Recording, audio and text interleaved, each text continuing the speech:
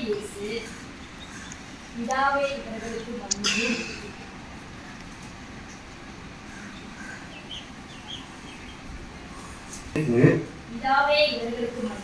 பிதாவே இவர்களுக்கு மன்னியும், தாங்கள் செய்கிற இன்னதென்று அறியாதிருக்கிறார்களே என்றார். அவர்களுடைய வஸ்திரங்களை அவர்கள் பங்கிட்டு தீர்த்து போட்டார்கள். ஆண்டவர் எப்படி இந்த வார்த்தையை நமக்கு தானமாய் கொடுக்கிறார் என்று எனக்கு தெரியும். கர்த்தர் சொல்றோம், இந்த வார்த்தையை நம்ம எடுக்கும் போது அப்பொழுது இயேசு பிதாவை இவர்களை மன்னியும் என்று முதல் வார்த்தை சொல்றார். இந்த வார்த்தை பிதா கிட்ட நமக்காக இயேசு பகிர்ந்து பேசுறார். எப்படிப்பட்ட வார்த்தை என்று இப்போது நான் தியானிக்கிறேன். நாம செய்த பாவங்களுக்காக இயேசு நமக்காக எப்படி பிதா கிட்ட மன்னிப்பு கேட்கிறார் என்று நான் ரொம்ப சந்தேகப்படுறேன். அப்போ எப்படி நமக்காகவும் நம்ம பிள்ளைகளுக்காகவும் ஆண்டவர் எப்படி இவ்வளவு பரிசுத்தமா ஜீவிக்கிறார் என்று எனக்கு தெரியல. அப்புறம் இந்த தங்கள் செய்தியா இருக்கிறேன், அந்த மாதிரிதான் ஜீவிக்கிறேன். ஆனா ஆண்டவர் சொல்றாரு, இன்னது தெரியாது இருக்காதீங்க, வாங்க என் பின்னால வாங்க, எனக்காக நீங்க ஊழியம் செய்யுங்க, தேவனுக்கு மகிழ்ப்படுத்துங்க, அப்பதான் உங்களுக்கு பரலோக ராஜ்யம் நிச்சயமா கிடைக்கும் என்று ஆண்டவர் இந்த வார்த்தை மூலமாக பேசுகிறார். அறியாத இருக்கிறார்களே என்றார். ஆமா, அறியாதான் இருக்கிறோம். அந்த அறிந்து கொள்ளலாம் ஆண்டவர் நமக்காக நம்ம பசுத்தப்படுறதுக்காக அவருக்கு அப்படிப்பட்ட தேவனை நம்ம மகிழ்படுத்தணும். நம்ம அவரோடு நம்ம சஞ்சரிக்கணும். அவர் வஸ்திரங்களை அவர்கள் பங்கிட்டு தீட்டு போட்டார்கள். வஸ்திரத்தை பங்கிட்டு போட்டுகிறார்கள்.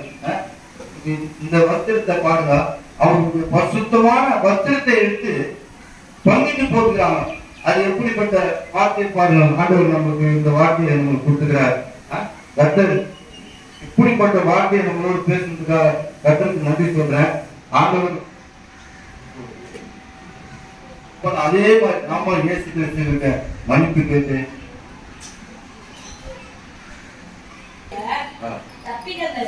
மனுஷனுடைய தப்பிதங்களை நீங்கள் அவர்களுக்கு மன்னித்தார், உங்கள் பரமபிதா உங்களை மன்னிப்பார். எப்படி சொல்றாரு? எப்படி ஒரு அருமையான வசனம் பார்க்கலாம். மனுஷனுடைய தப்பிதங்களை நீங்கள் அவர்களுக்கு மன்னித்தார், உங்கள் பரமபிதா உங்களுக்கு மன்னிப்பார். ஆம் தேவனே, எப்படி இந்த வார்த்தை ஆண்டவர் எப்படி சொல்றாரு பாருங்க. இந்த வார்த்தை மூலமாக நம்ம மனுஷனா இருந்து தப்பித்தவர்கள் நீங்க அவர்களுக்கு மன்னித்தார். அந்த வார்த்தையை பாருங்க, உங்களுக்கு பரமபிதா மன்னிப்பார் என்று ஆண்டவர் சொல்றாரு. அது மாதிரி நம்மளும் அந்த பிற மனிதர்கள்கிட்ட நம்ம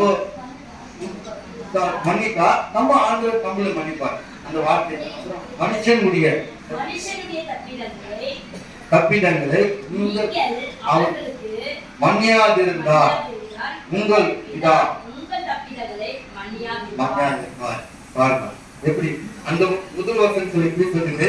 இரண்டாவது வசனத்துல மனுஷனுடைய தப்பிதங்களை நீங்கள் அவர்களுக்கு மன்னியாதிருந்தார் சொல்றார். பாருங்க, அந்த மாதிரி மனுஷன் பிறர்களுக்கு நம்ம மன்னியாது இருந்தா உங்கள் பிதா உங்களை தப்பியா இருப்பார், தப்பியாது மன்னிப்பார்களா அப்படின்னு மன்னிக்க மாட்டார். எப்படி இந்த வசனம் பாருங்க.